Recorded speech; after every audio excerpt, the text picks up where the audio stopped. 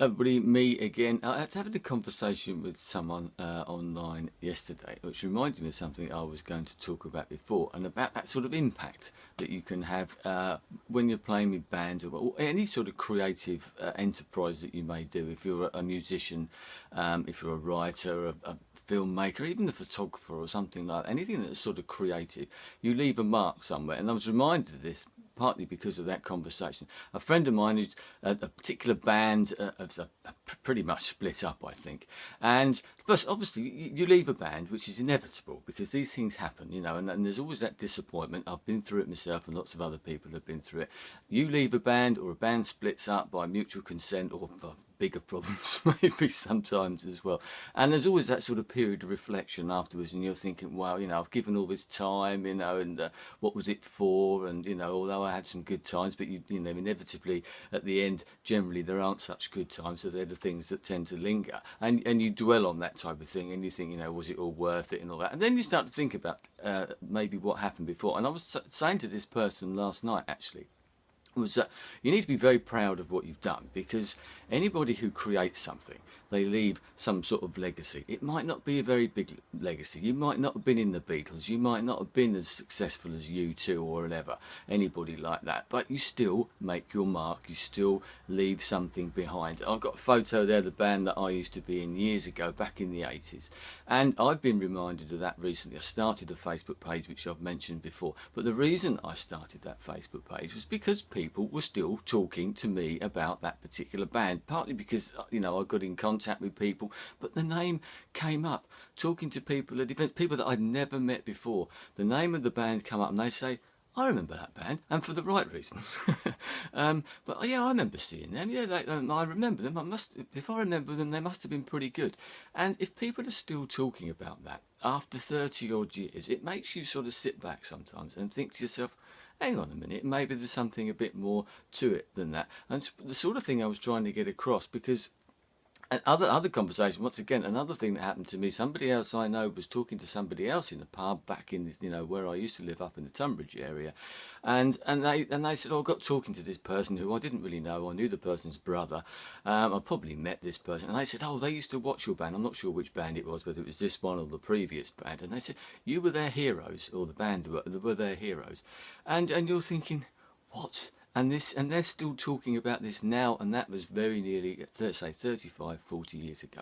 So it's that whole point. So whoever I was talking to last night, you know who you are, but anybody else who's been through that, is going through that, or, you know, is ultimately will be going through that at some time, because it happens to everybody. Every band splits up for one reason or another. Every relationship in that respect ends inevitably somewhere along the line, you know, whether it be sort of, you know, shuffle off the mortal coil type of thing, ultimately. But you need to remember that. So anybody who's in that and who's maybe thinking that sort of thoughts, and maybe they've never got that feedback, because sometimes you don't get that feedback. You never find out. I would never have found out about some of these things and had those conversations with people if it hadn't have been for chance, you know, sort of meeting, hooking up with people once again via the old computer and the internet and Facebook and all that type of thing, meeting up with people and having those conversations. And then these little snippets tend to come out as you start reminiscing and you start talking about them. But if you've ever been a band, and we're talking really, I mean, it can be in a covers band. You can have your regular group of fans that come along and support you, and if they're doing that, you're giving them a good time for a start, because they're coming along and watching you regularly and enjoying themselves, so they're going away and feeling good about it. So you should be proud for doing that. But if you're creating your own music, and as I said, in any other art form as well, but specifically music, because that's what I tend to know a bit more about, is if you're creating your own music and then you're going out there and performing, and let's be honest, it takes some balls to get up there on a stage and do that for the first time, whether as a solo performer or whether as any sort of ensemble, group, band, whatever. And some people don't tend to realise that. You write your own songs and you get onto that stage, you're never quite sure what the reaction is going to be. I can remember some of the gigs that I've played in the past, and quite often the ones where you got paid the most money are the ones that haven't gone down well, where you've been put booked for a New Year's Eve performance in a particular place and you don't know much about it, and then you turn up and you're not the band that the people who paid to come for that particular a New Year's Eve have come to see, and it goes so badly, you do your little gig but you get paid, and it went so badly that we were back and managed to drive home and be back in our local pub before midnight. That shows you the sort of gig that was. And another one we did in a school, once again with the previous band. We got paid more money than we'd ever been paid before, and it was a complete disaster. That's the way it goes. But those other gigs that you do in your local pub, or when you can maybe go up to London or Brighton or wherever it is from your particular area, and you start getting out there, you're building a fan base. And there's that point. They're fans. They're coming to see you. They're paying money, or they're following you around. We used to take coaches 50 miles away to things like that. And it's only when you look back on it and you think, wow, those people really put themselves out to come and see my band, our band. And why did they do that? It's because you were affecting them in some way. They were listening to your music. They were coming along to your gigs. You got to know them as well. You create friendships. A lot of those people, you meet the fans, inverted commas, and those people that supporters or whatever that have come along, maybe buying your music as well, especially nowadays, and watching your videos online and engaging with you in lots of different ways, but meeting in real life as well. And those people are meeting people. I've done it. You've probably done it. You've probably gone along to local bands or whatever, and you see the same people in the audience. Whether as a band member you see the same people, or as a fan, you go along and you spot it and you get to know people. I've done that with lots of different bands locally, and you go and see it and you spot people and you get to know them. The friendships are born out of that, and possibly greater relationships are born out of that. And that's down to the band. That's down to the music that band is creating, and that might be you. So you are doing that, and that's something to be proud of. If you've got any music that you've put out there that people have invested money in, they're still buying it, they're still listening to it. I know that from this.